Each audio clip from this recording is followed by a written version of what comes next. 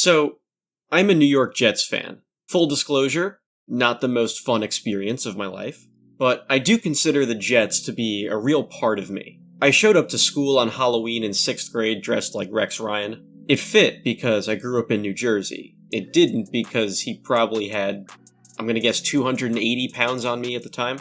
That 6th grade year was the last time I've seen the Jets in the playoffs. It's such a foreign concept to me to see the Jets play meaningful football in December and January, but this year, one man gave me hope that it could become a reality. 3rd and 4, he'll look to throw. End zone, more! Touchdown Jets! Mike White, how about him? Mike White quarterbacked the New York Jets for a good chunk of this past season, leading their offense and playing the quarterback position in a way I've never seen the team have.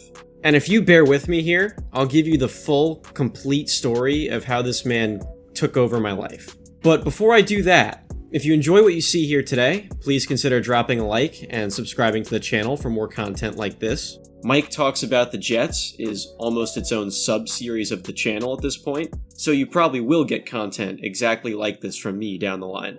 We also have some new additions to our apparel shop, if any of those look like nice additions to your outfit. But yeah, Mike White, who is just Mike White, you say both the first and the last name together at all times, was not drafted by the Jets. He was a 5th round pick of the Dallas Cowboys in 2018 out of Western Kentucky, who never appeared in a game for them before winding up on the Jets practice squad, where he'd sit for the next 2 years. His Wikipedia summary of his 2020 season is pretty much just, the Jets cut him and brought him back, then cut him and brought him back again. Over and over again. You get the point.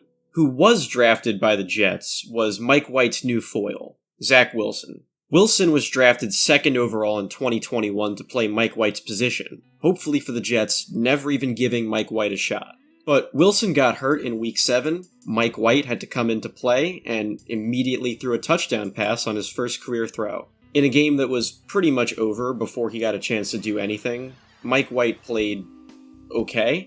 Not well enough to excite fans about the prospect of a backup quarterback having to start for the foreseeable future. The next week, he was tasked with beating Joe Burrow and the Cincinnati Bengals in his first ever start.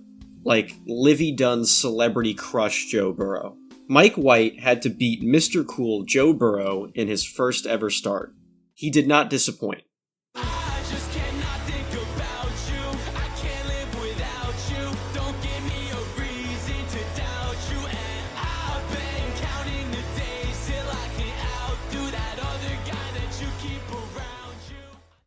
Funnily enough, this game also took place on Halloween, the 11-year anniversary of when I wore a Rex Ryan fit to school. I was working for FAU baseball at the time, go Owls, and had rolled up to our Halloween practice dressed as Mermaid Man. When I left, I stopped at PDQ for a quick bite to eat, saw they had the Jets-Bengals game on the TV, and thought to myself, oh my god, the Jets are gonna win the Mike White game. I had totally written this game off as a Jets fan, as backup Jets quarterbacks had conditioned me to do. So my brain quickly went from, who is Mike White, to, this is the best quarterbacked Jets game I've ever seen. And then, to put the cherry on top, he did this.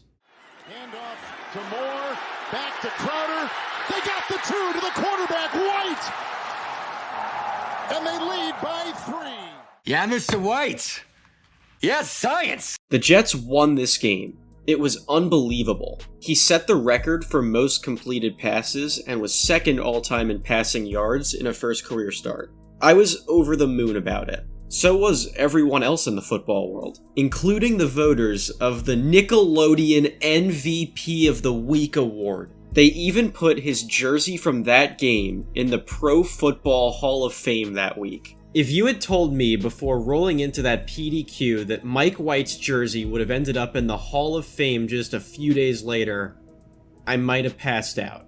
But here we were. This was the timeline we were living in. That news about the Hall of Fame broke on a Wednesday. It was a short week for the Jets, as they were set to play on Thursday Night Football the very next day. Mike White had gotten his jersey placed in the Hall of Fame one day, then had to make just his 2nd NFL start the next. I remember where I was for that game, too. I was out at a Carvel with my ex-girlfriend and one of her friends, dozing off watching Mike White cook against the Indianapolis Colts. And then, to end the first quarter, he fired off a game-tying touchdown.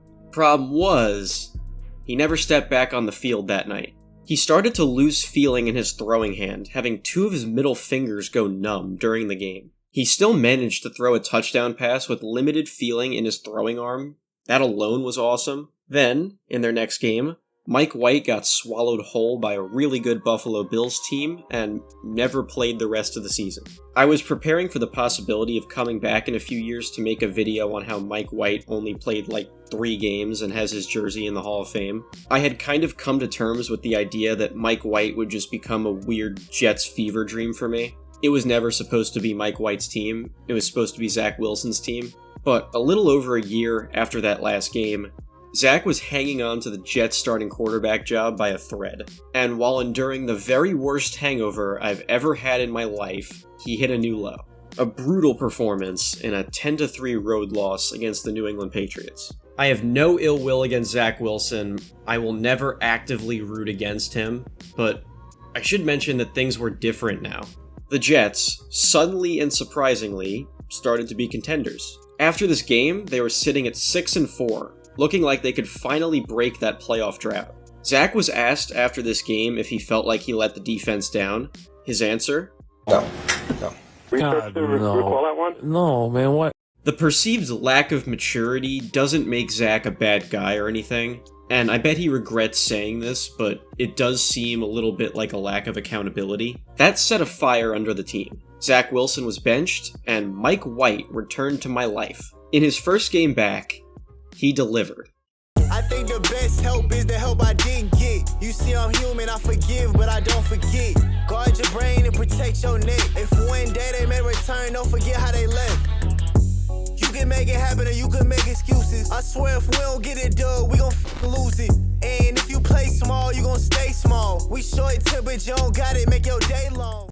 The excitement was building. Now that the team had a quarterback who was able to put together a game like that, again, there was legitimate playoff buzz. The following week, he threw for 369 yards in a loss to the, at the time, 10-2 Minnesota Vikings. Even in a game where he had no touchdown passes, he played a really great game against a strong opponent. His teammates took notice, more than just on his play. See, the biggest reason to love Mike White, even more so than he was a lovable underdog playing well, is why/that his teammates love him.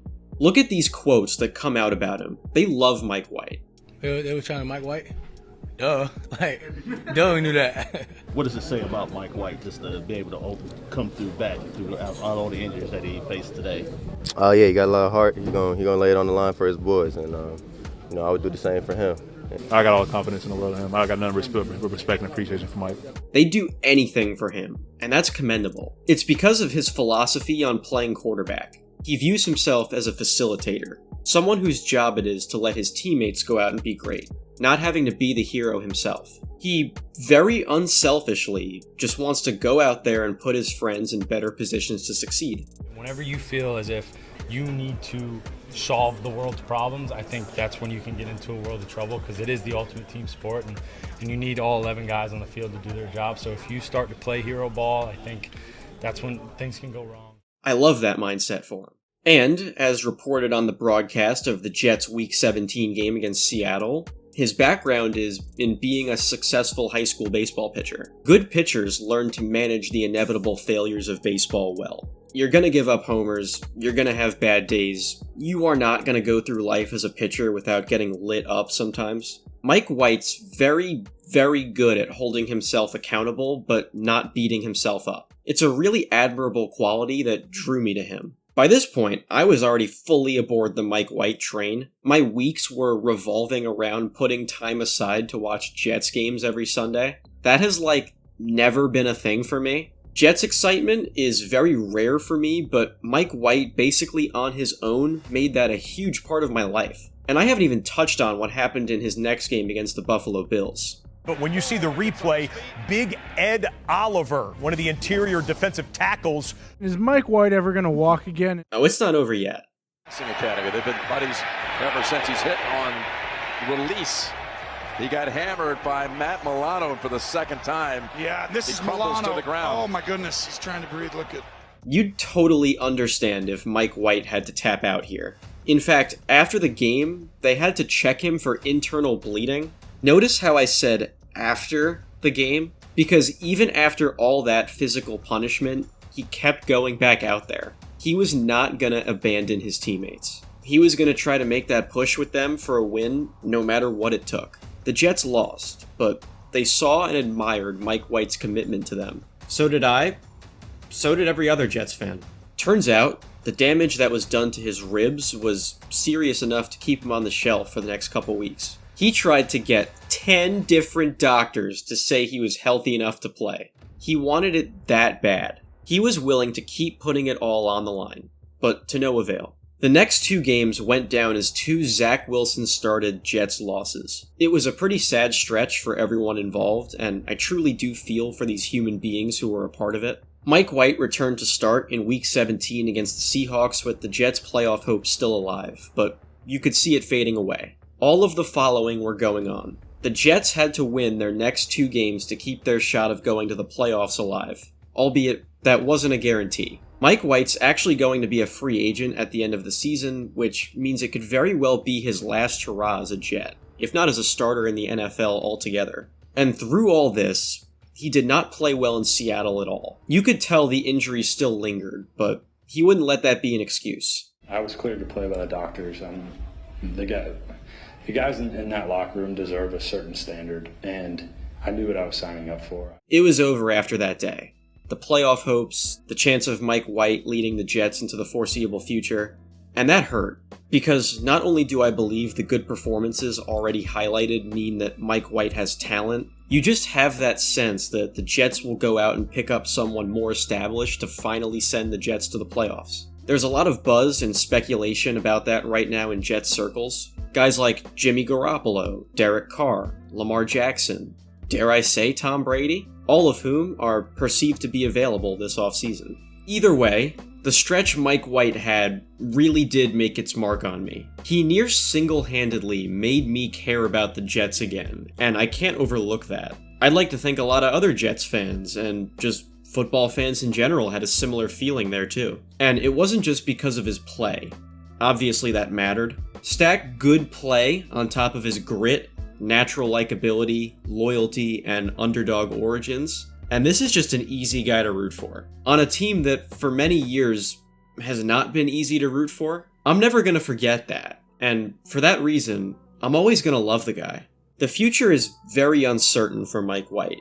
As I stated earlier, he's free to go elsewhere this offseason. He might stay around as a Jets backup, he might have a chance to compete for a starting role somewhere else. Honestly, who cares? He gave me a lot of joy as quarterback of the Jets, and if that's over, fine. Better to have loved and lost than never to have loved at all.